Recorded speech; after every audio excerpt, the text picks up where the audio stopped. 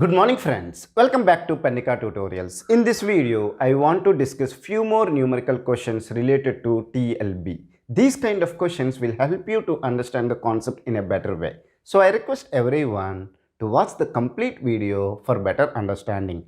First let me read out the question, then I will discuss the solution with you. Look at the question.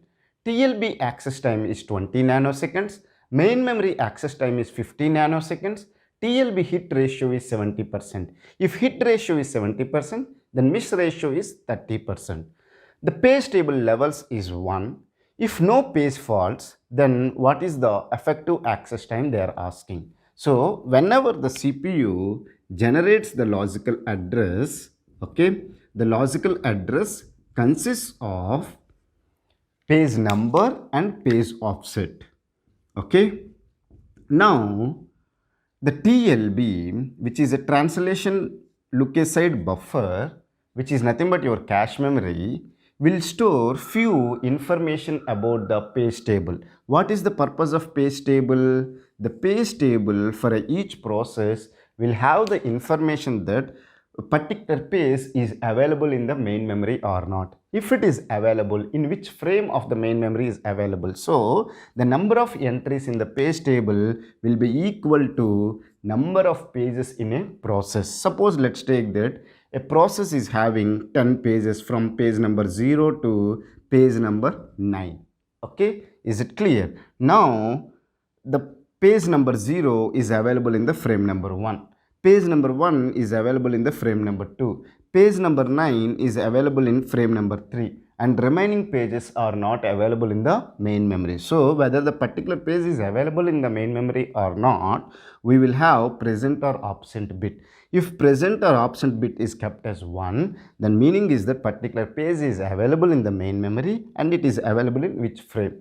Suppose let's take that page number 7. Page number 7 is not available in the main memory, so it will kept as 0.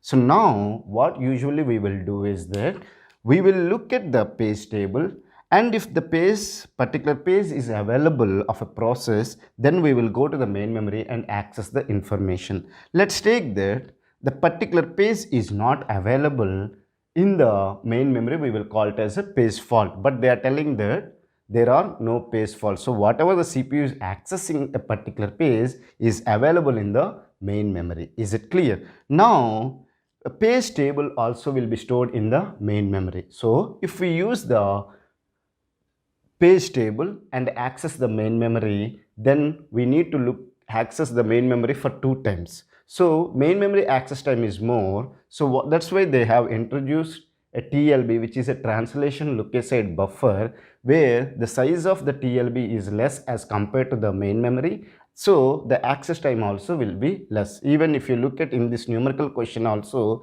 the TLB access time is less as compared to the main memory access. So as the size of the TLB is less, instead of storing the entire page table, we usually store the few entries only. Suppose let's take that page number 1 information is available in the frame number 2.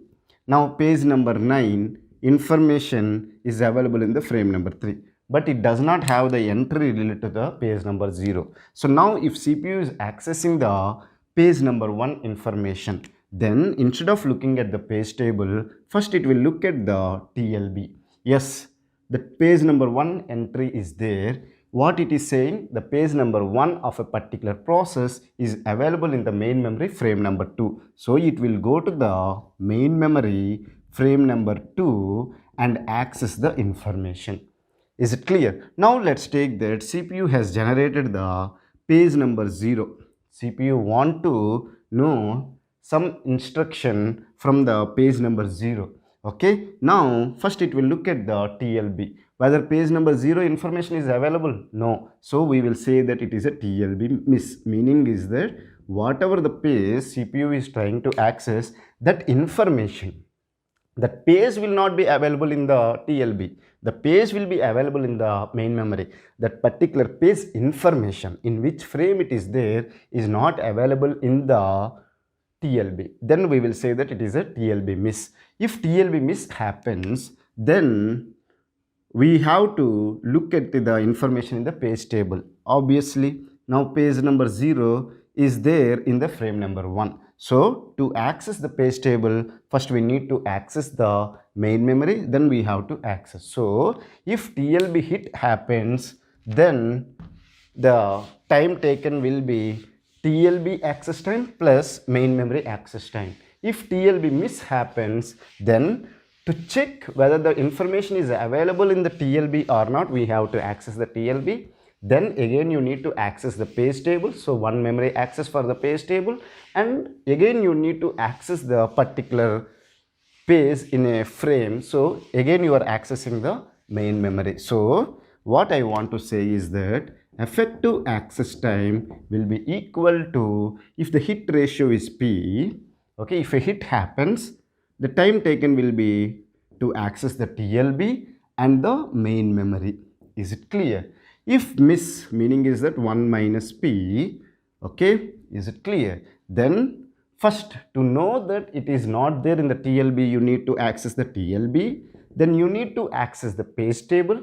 So page table is also there in one of the frame in the main memory. So main memory you need to access, and then you need to access the main memory again to get the particular page. So what they have given, the hit ratio is 70%. So 70 by 100, meaning is that if you are doing the 100 reference, 70 times that reference is available in the TLB. So the hit ratio is 70 by 100. If it is a hit, TLB access time will be 20 nanoseconds, and then main memory access time is 50 nanoseconds. If it is a miss ratio will be 30 by 100. Is it clear? See, if 70 times hit is happening, how many times the miss will happen? 30 times out of 100. So TLB access time is 20 nanoseconds, main memory is 50 nanoseconds, and main memory is 50 nanoseconds in this scenario. So now it will be 70 by 100 into 70 plus 30 by 100 into 120. Is it clear? Now let me calculate.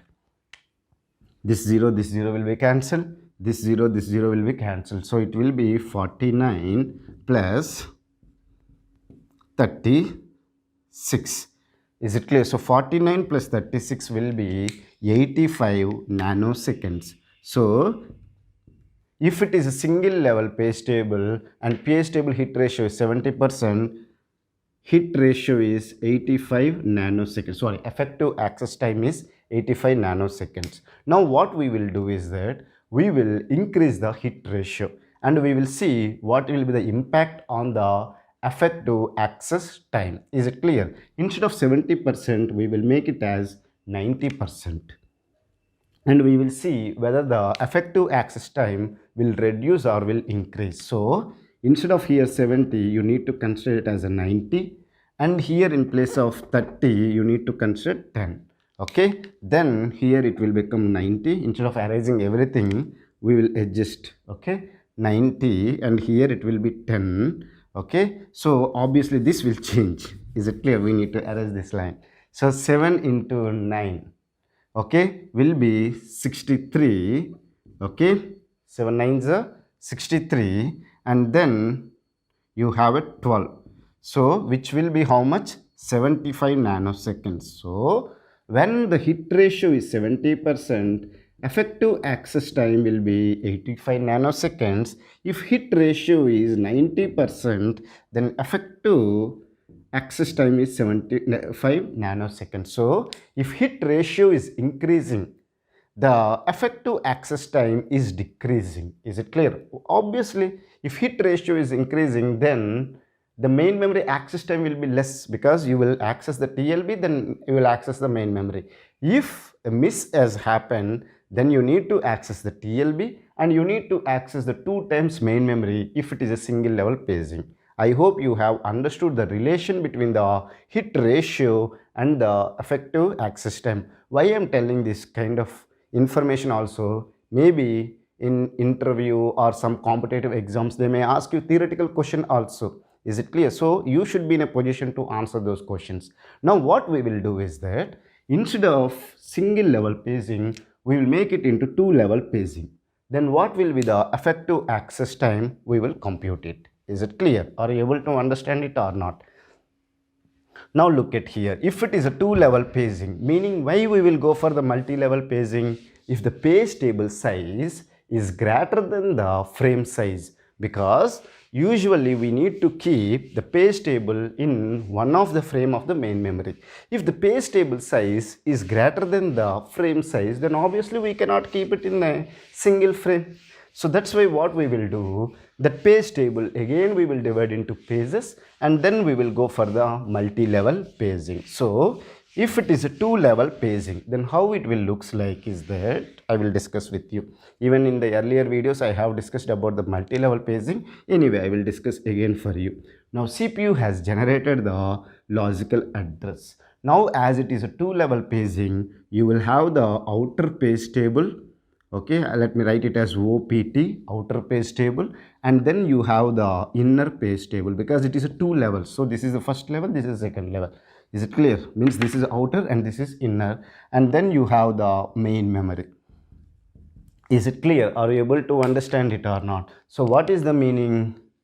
The process information will be available in the inner page table. The size of the inner page table is greater than the main memory frame size. Then again we will divide this inner page table into multiple pages, and that information we are storing it in the outer page table. So CPU, if it wants to access a particular instruction, then it will generate the logical address. It will consist of page number and page offset.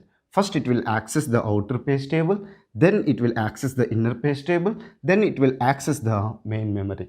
Now again remember one thing, where the outer page table and inner page table will be there, again they will be there in the main memory. So if it is a two-level paging, how many times we have to access the main memory? One time is to access this page table, one time to access this page table.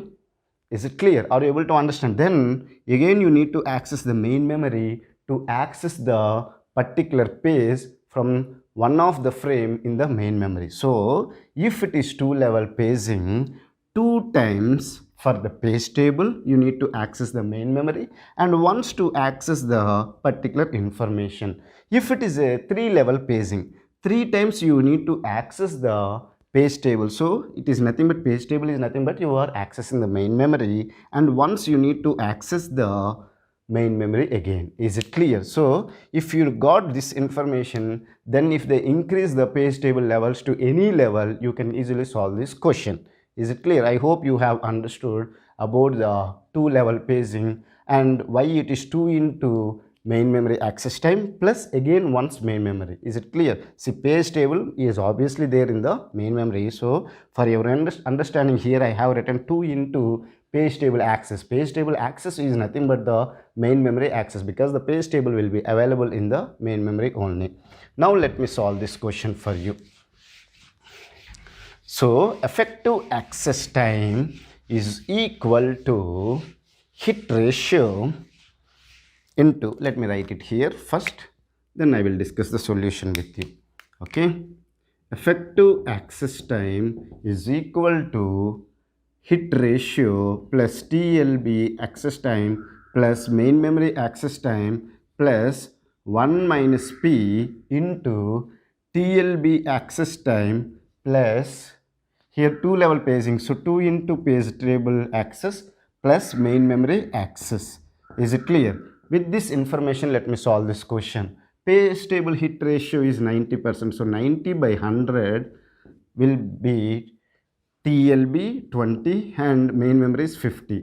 Okay, 10 times out of 100 times TLB miss will happen, then TLB access time will be 20 nanoseconds, and 2 times, totally 3 times, 2 times main memory and again main memory. So 3 times you will go for the main memory access. So let me write it as simply 3 into 50. So 9 into 100, so 9 by 90 by 100 into 70, because 20 plus 50 is 70, plus 10 by 100 into 150 plus 20 will be 170. So this one will be cancelled, this one will be cancelled. So 9 sevens are 63 plus this one will be cancelled, this one will be cancelled, then it will be 17. Okay, so how much it is?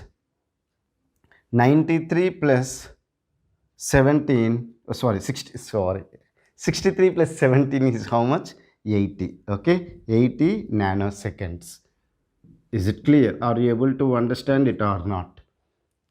Is it clear? If anyone have any doubt, see, when we solved the pace table with one level, we got with hit ratio as 90%, I think we got somewhere 75 nanoseconds. Now we increase the number of pace levels, then effective access time is increasing. So you can refer this point also. If the TLB hit ratio is constant, if you are increasing the pace levels, okay, then whether the effective access time will increase or decrease, obviously will increase. Is it clear? So with these concepts, I hope it is clear for you how the TLB will work, what is a TLB hit ratio, what is a TLB miss ratio, how to compute the effective access time if there is no pace faults. In next few questions I will discuss if there is a pace faults, what will happen. Thank you for watching the complete video. Have a nice day.